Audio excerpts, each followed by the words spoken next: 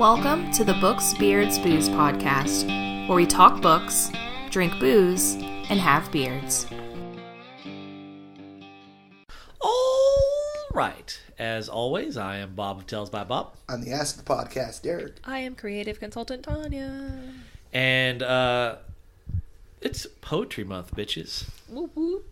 And so Let's get classy up in this. every episode this month, we're going to read you a some bitchin' poem. And or a few stanzas of one because 9 is just too many for Bob. Yes, it is. So kind of a thing, part of that, it didn't all fit on one sheet of paper. And I really wanted it on one sheet of paper. So, yeah. Anyway. Function over form? What is that? Form over function? This week, I don't so much care for this poem as much as I care about the story about this poem. So this poem is Kubla Khan by Samuel Taylor Coleridge. So a little background on this story. In the preface to this, he said the poem was composed one night after he experienced an opium-influenced dream. Yikes. After reading a book describing Xanadu, the summer palace of the Mongol ruler and emperor Kubla Khan. And they found another copy of it that had a few little changes. It's like, oh man, we found this in this archive. It was a huge deal. And on the notes, apparently it was he took the opium because of some digestive issues. Yikes. He had the poops? Yeah. Great. So he woke up and said he woke up out of this dream and the entire poem was just there in his head. So he just runs over and immediately just starts writing it down. And he gets he said it was originally going to be 200 to 300 lines. But he was interrupted by a person from Porlock. That's in quotes. And you can actually wiki a person from Porlock. It's a thing. It's a term that people use now, to be like, oh, well, I didn't finish it because I got interrupted kind of deal. And it's been used in some books and stuff like that. Just somebody who shows up. Douglas Adams, Hitchhiker's Guide to the Galaxy. Yeah. He wrote a series he wrote 2 books, Dirk Gently Holistic Detective Agency, which got BBC made to a couple series. I've heard great things, but Dirk Gently is the person from Porlock, as it turns out. Anyway, so he left it unpublished and kept it for private readings for his friends until 1816, when, at the prompting of Lord Byron, it got published. So I just really like the thought of he woke up with this entire poem just in his head. And he just started writing it down. My dad likes this poem. So. Yeah. In Xanadu did Kubla Khan a stately pleasure dome decree, where Alf the sacred river ran, through caverns measureless to man, down to a sunless sea. So twice 5 miles of fertile ground, with walls and towers were girdled round, and there were gardens bright with sinuous rills, where blossomed many an incense-bearing tree, and here were forests ancient as the hills, enfolding sunny spots of greenery. But oh, that deep romantic chasm, which slanted down the green hill athwart a cedarn cover, a savage place, as holy and enchanted, as air beneath a waning moon was haunted, by woman wailing for her demon lover. And from this chasm, with ceaseless turmoil seething, as if this earth in fast, thick pants were breathing, a mighty fountain momentarily was forced, amid whose swift, half-intermitted burst, huge fragments vaulted like rebounding hail, or chaffy grain beneath the thresher's flail. And mid these dancing rocks, at once and ever, it flung up momentarily the sacred river. 5 miles meandering with a mazy motion, through wood and dale the sacred river ran, then reached the caverns measureless to man, and sank in tumult to a lifeless ocean. And mid this tumult Kubla heard from afar ancestral voices prophesying war. The shadow of the dome of pleasure floated midway on the waves, where was heard the mingled measure from the fountain and the caves. It was a miracle of rare device, a sunny pleasure dome with caves of ice. A damsel with a dulcimer in a vision once I saw, was an Abyssinian maid, and on her dulcimer she played, singing of Mount Abora. Could I revive within me her symphony and song, to such a deep delight 'twould win me, that with music loud and long I would build that dome in air, that sunny dome, those caves of ice, and all who heard should see them there, and all should cry, beware, beware. His flashing eyes, his floating hair, weave a circle round him thrice, and close your eyes with holy dread, for he on honey dew hath fed, and drunk the milk of paradise. Yeah. All right. Yes. Fancy. Poetry month, bitches. Jazz claps. All right. Now let's get into the meat of this shit. That one didn't fit on one page. It didn't. Well, it wasn't going to fit with my notes Fair. anyway, so. Fair. But it fell on 2 pages. Okay. All right. So this week, we decided that we were... So there's an ongoing discussion in the fantasy community about authors who are taking a long time to finish their series. Their sweet damned time.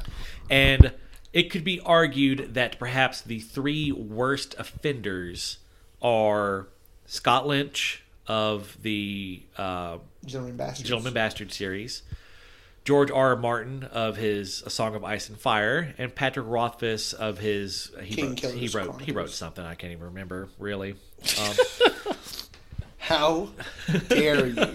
And so Derek has a strong affinity for Rothfuss, and Tanya is the only one of us who's read all the current Germ books, and so I got stuck with Lynch. And and so we decided that we were going to talk about a little bit about where are these authors at? What are they doing instead of giving us the books we want? Who's the worst offender? Is any of them an offender? What's going on here? So I think I'll start us off. Okay. All right. Set the tone. So Lynch, Scott Lynch. He wrote The Lies of Locke Lamora, which is top 5 fantasy book of the past decade.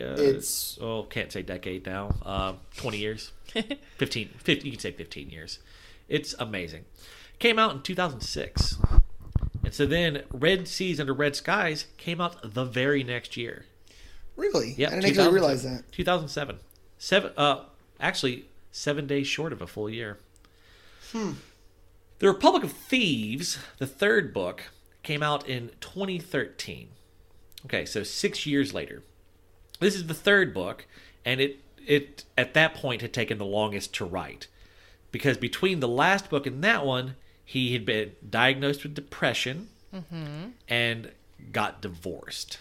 Life happened. Yeah, it was not good. Okay. What was that phrase that you just said? Not the good. Guy who shows up, he got interrupted by a... Oh, the man from Porlock? Yeah, showed up. Fucked the shit up. There you go. All right. So...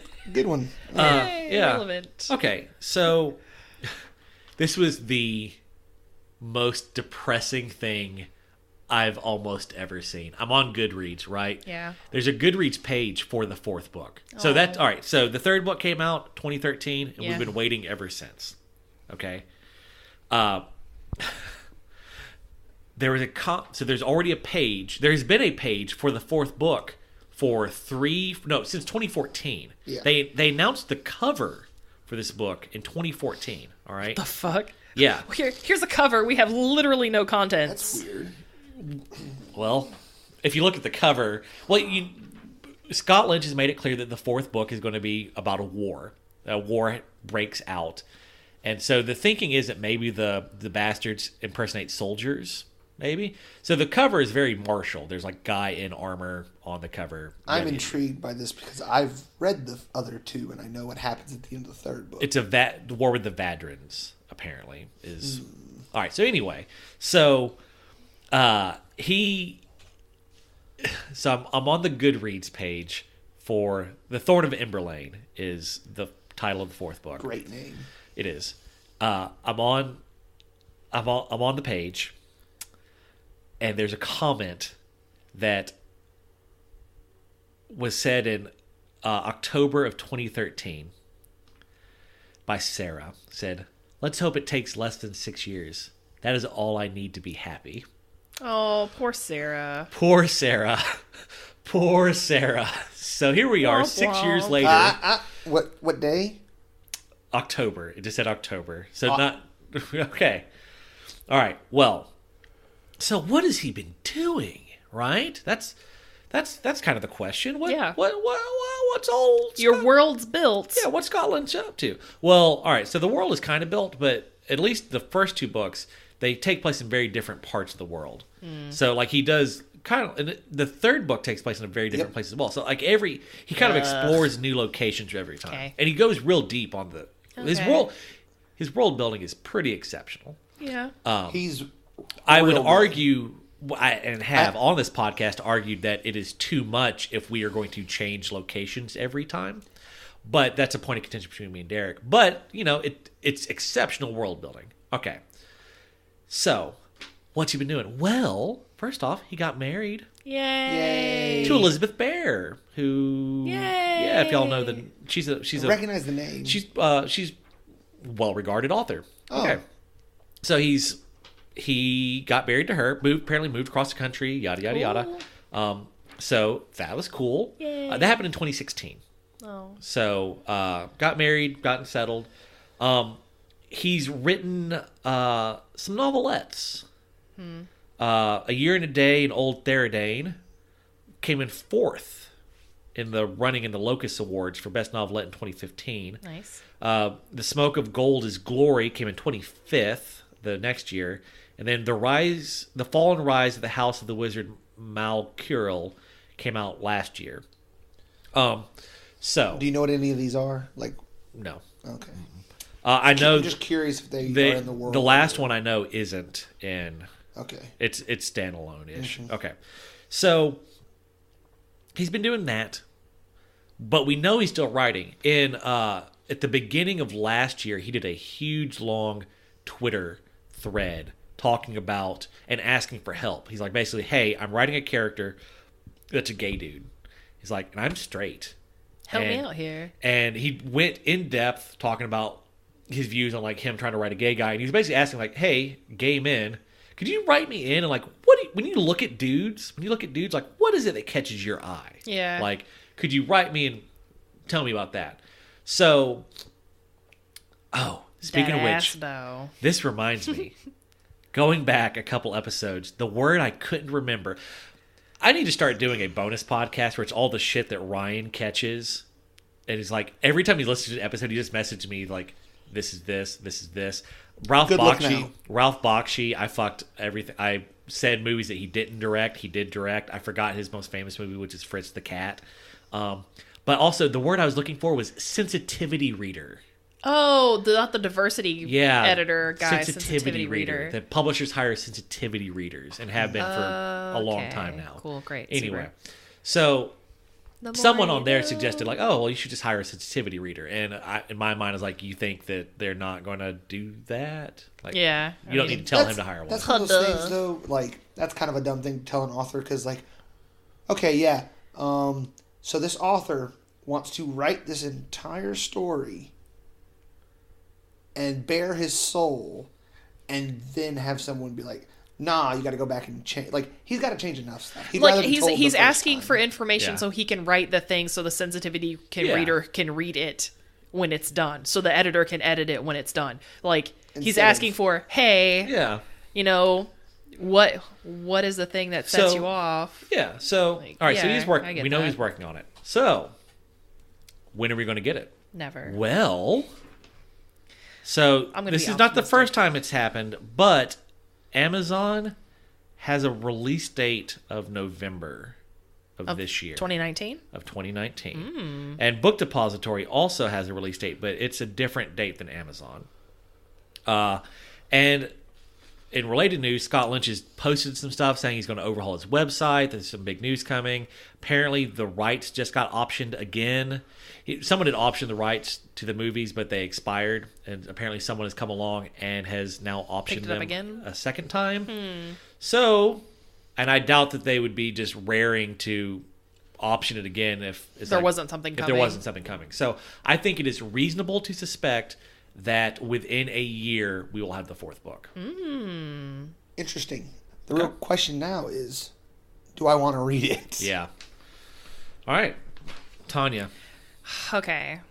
So the final season of Game of Thrones is coming up. Yeah. Real soon. Yes. Next week. This weekend. When you hear this episode, I think it's on Sunday.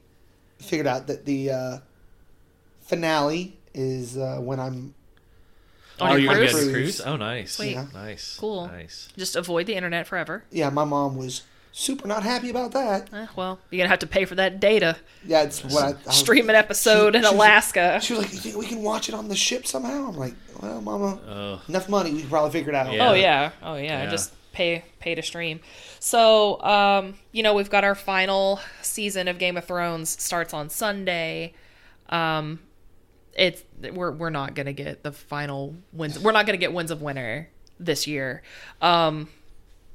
I think you could get it this year. No. Let me. Okay. Hear me out. In December, George R.R. End of last year, they put out. Shut up. Oh my God, guys! Like last year, he put out Fire and Blood at the end of the year in the fall of last year, and he had talked about like, well, I don't know if I'm going to do Winds of Winter or if I'm going to do Fire and Blood or if I'm going to do Fire and Blood and then Winds of Winter and then a second Fire and Blood. I don't know. But he put out Fire and Blood. And so he says that Winds of Winter, we're going to get it.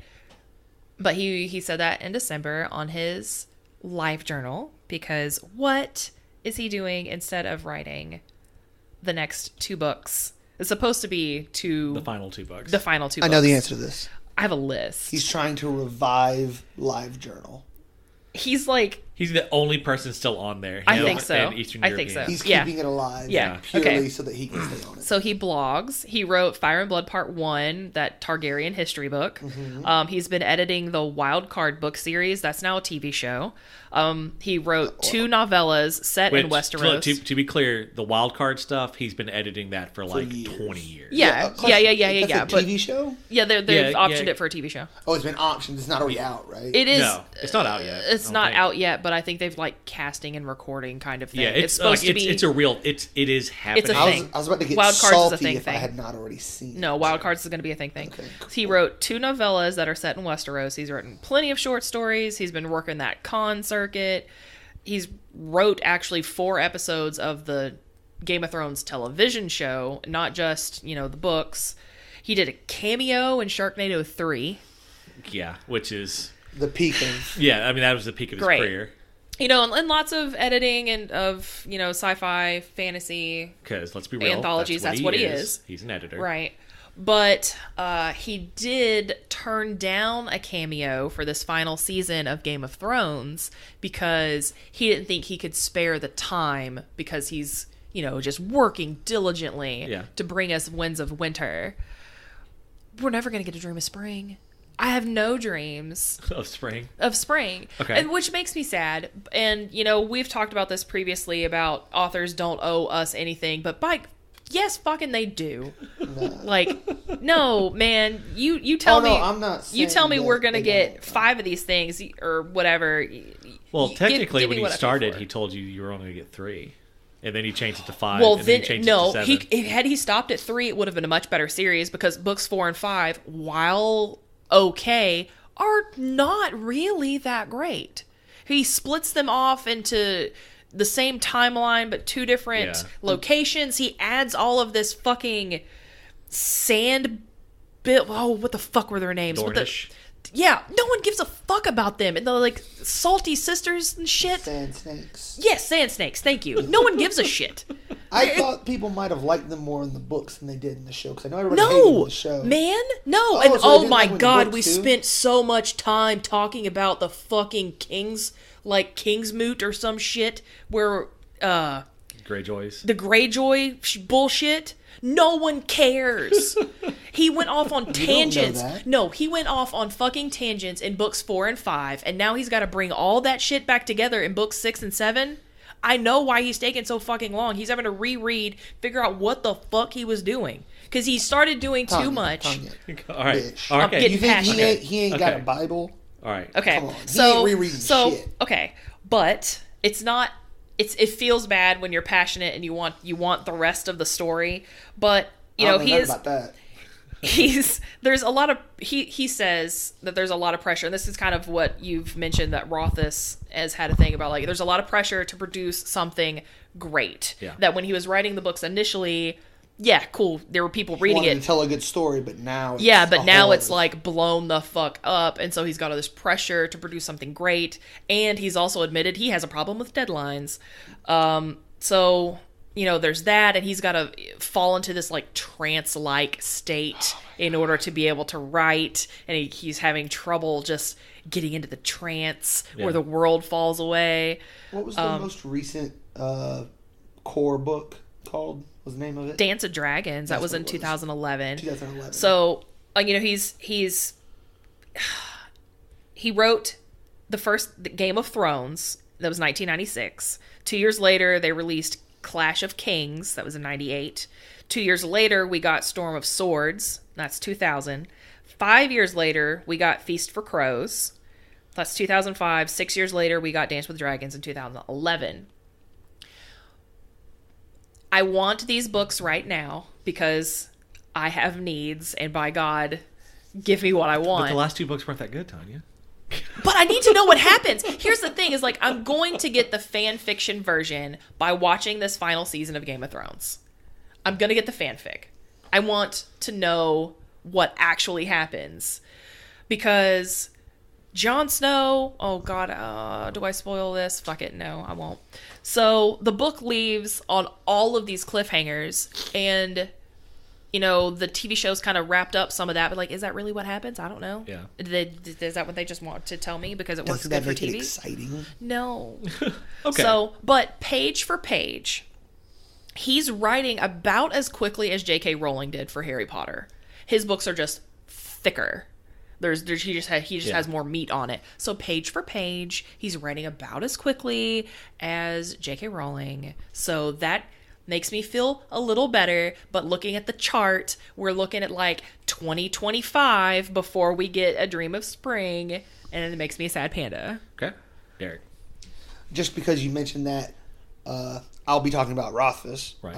Rothfuss actually, they did the math. He was on a cruise, or he was on a con with a very prolific writer whose name I'm blanking on right now. But someone was giving him shit, basically, about not writing as much as him. And the other guy was like, actually, I've done the math. He has written the same amount of words in the same amount of time, if not slightly more. I just have shorter books. Yeah. And I don't rewrite as much as him. Yeah, So that's fair. Like, I've been working. He's literally worked the same amount as I have. Yeah. But anyways, so I'm going to come at this from a different direction. Okay. So first of all, what has Rothfuss been doing? World builders.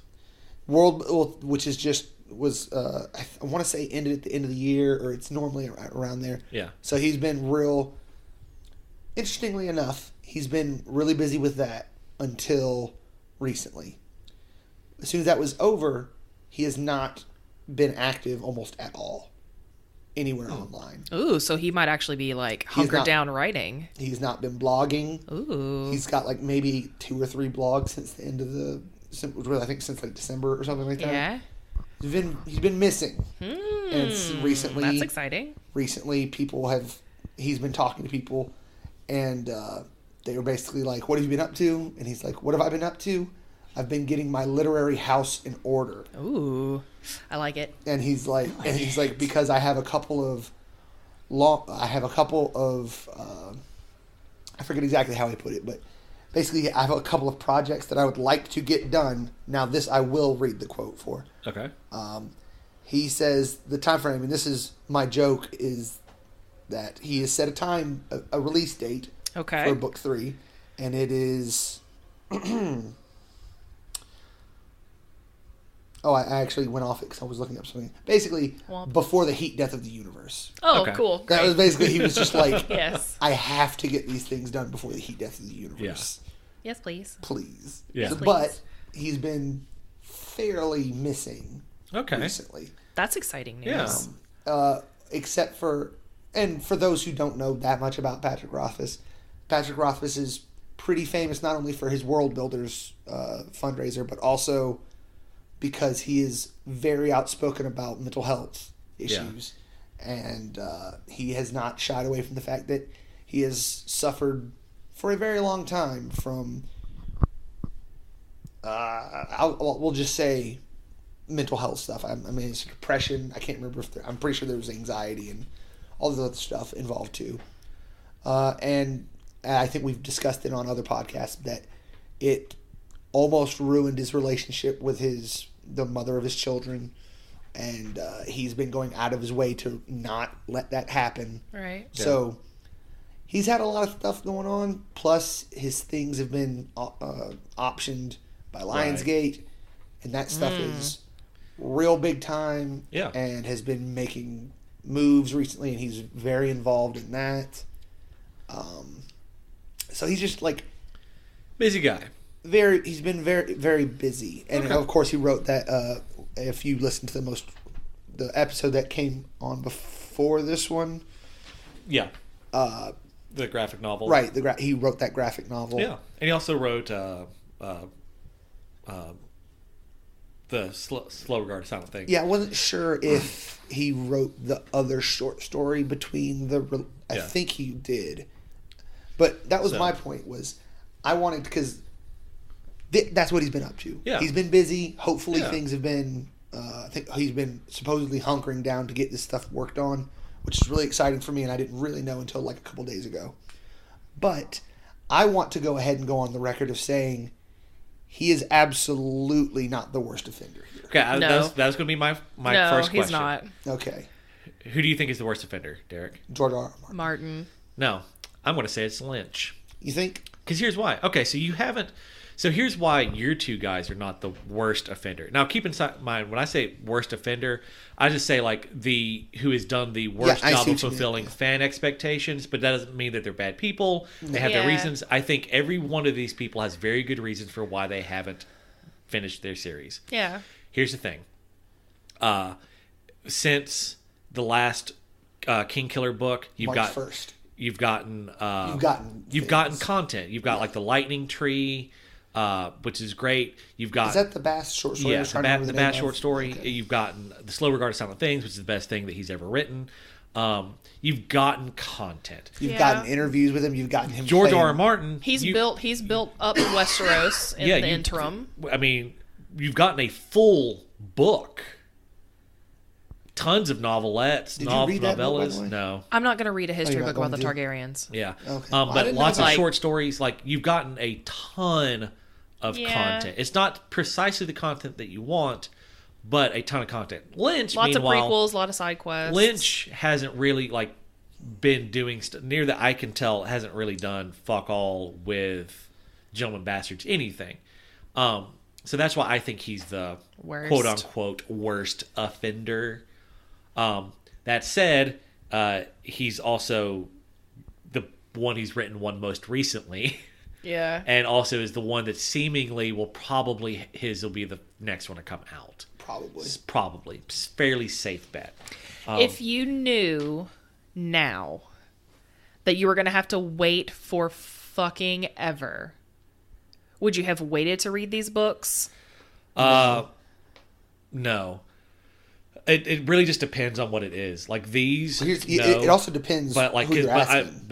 I'm definitely hardcore waiting on the Sanderson, his epic fantasy. I've stopped reading those. I want to wait till the whole thing is out because epic fantasy is very different from this style of fantasy. See, here's the thing, though. Who are we talking about here? Now, I would have never not read Rothfuss, even if I had known I was going to like it as much as I had. See, and I feel like the Rothfuss books, like if Doors of Stone never comes out, I am okay. I don't feel like there's anything in Wise Man's Fear that left me hanging. Well, it's to a degree. I want to know more. I have a desire for more, but I don't feel like the story is just. Well, because the story's told in the past. I mean, he's going. Well, no, that's what I'm saying though. Is like you. Yeah, he has a built-in sense of not. Yeah, you know that no matter what turns the story takes, that Kvothe is alive at the end. So I mean, I want more of the King Killer because it is incredibly good, but I don't feel like I've been fucking gypped if I don't get more. With A Song of Ice and Fire, like, is this bitch dead or not? Like, what the fuck? Dance of Dragons ends in, like, Jon Snow's laying in the snow. What? Is he dead? Is he not dead? We don't fucking know.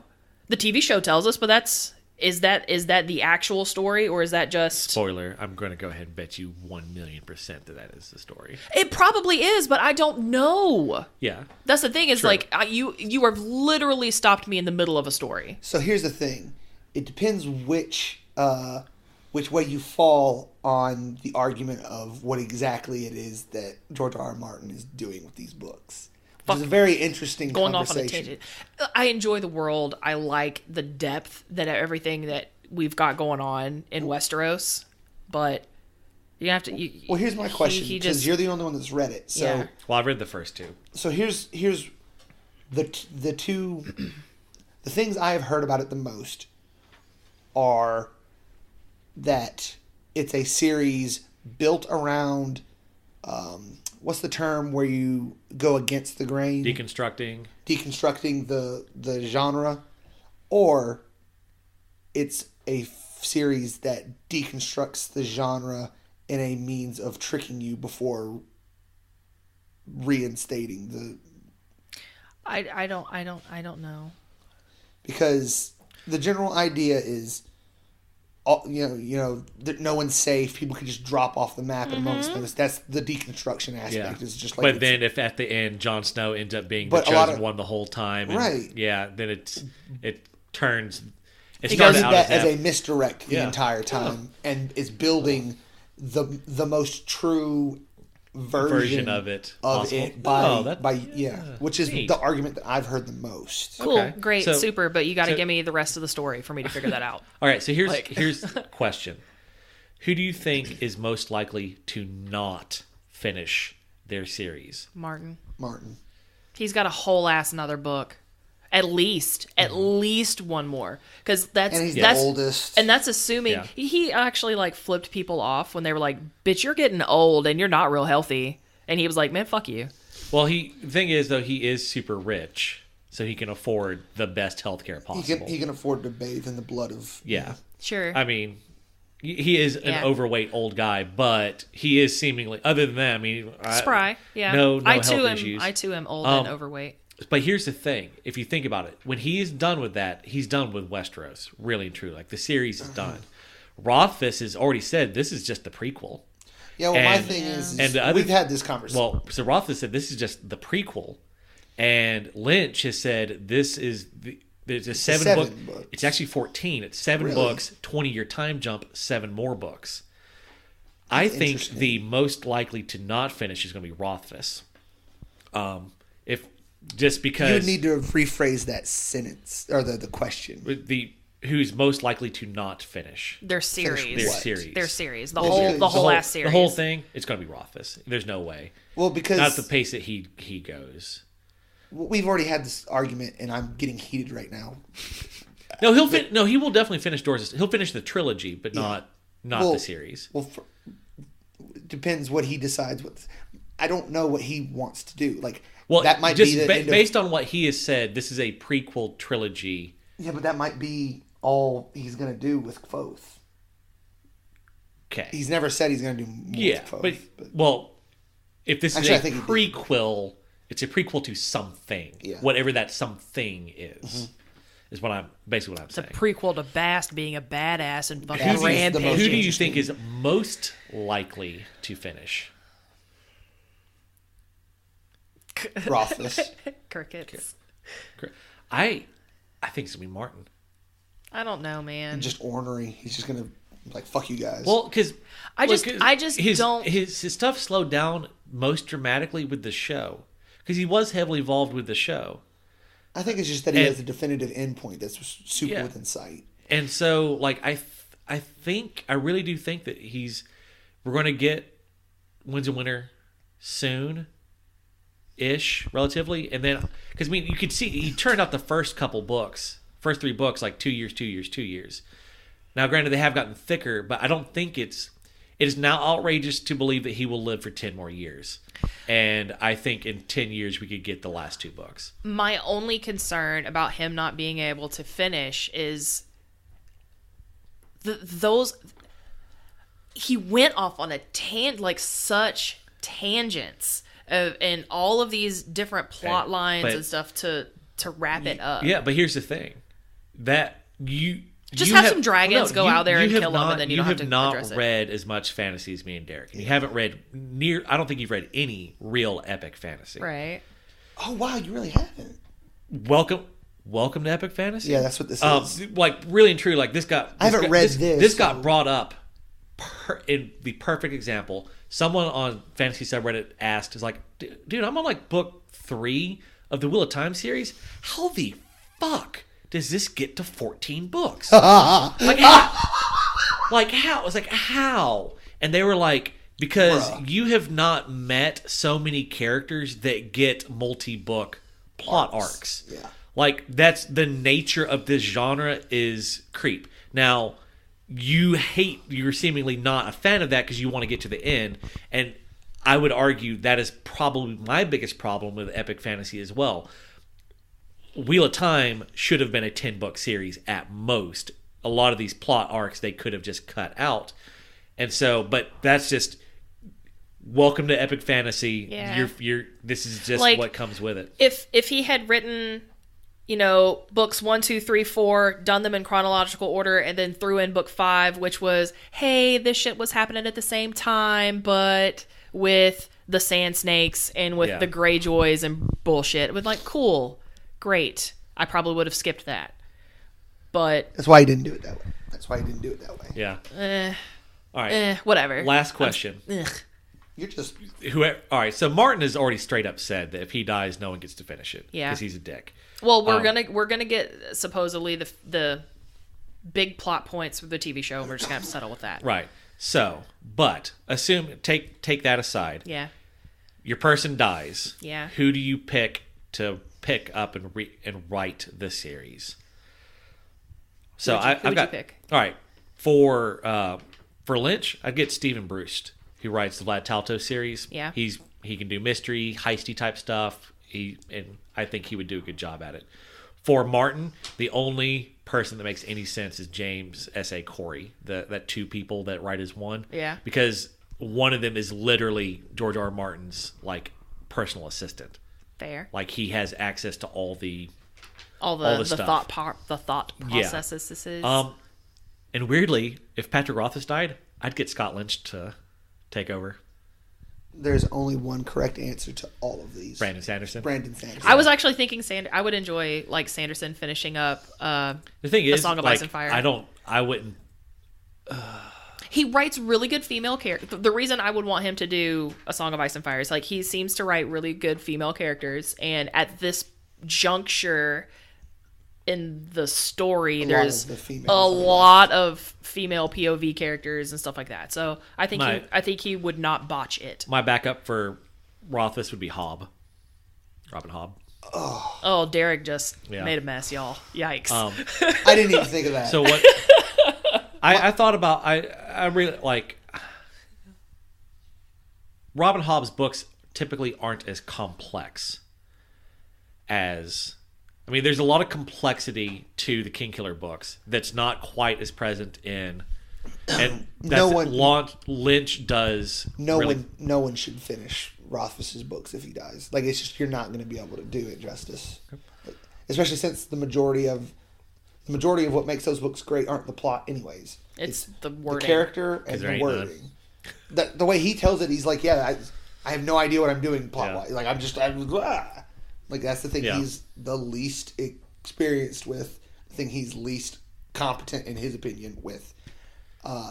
So I originally would have said Sanderson, but the more I think, and that's mostly because I know he is capable of writing in a more he writes very workmanlike. We've had this conversation. Yeah, straightforward. But he can do. But I have faith that he understands what he would need to do to try and get that feel. I just don't think anyone. Yeah. It just doesn't. You're not going to do it. What? Who should take over for George R.R. Martin? It probably. Did you say Sanderson? Yeah, it said Sanderson. Well, I didn't know if you said that you were thinking that, but no, I mean that was my choice, just because I think he would do a good job with all the female characters that we have, because anybody can write dudes for the most part. So the most intriguing choice I saw, because this came up, someone said that the best person who could do the characters would be Joe Abercrombie. The best person who could do the plot world building would be Scott Baker. If you could take those two and get them to write the series together, it'd be George R.R. Martin. So yeah. All right. Neat. So let us know. I would love to hear your thoughts. Email us. Yes. Oh shit. We have a. You don't have your phone. No shit. I forgot. We have a 5-star review, and I said that I would read our 5-star reviews on. If you leave us a review on iTunes, I will read it on the air. So let me read this. So this iTunes review is by Not Pepper. Hi, Not Pepper. So what? He says, "You don't like books? You dumb. You don't like booze? You boring. You don't like beards? You scared. Be a person and listen to this podcast." Oh my god, That is amazing. I need that tattooed on my arm. I mean, I feel like that should be a shirt. We should do that as a shirt. So, I would want to fuck that shirt. So our friends on the Rushmore podcast. Yeah. So that was our buddies over on the Rushmore podcast.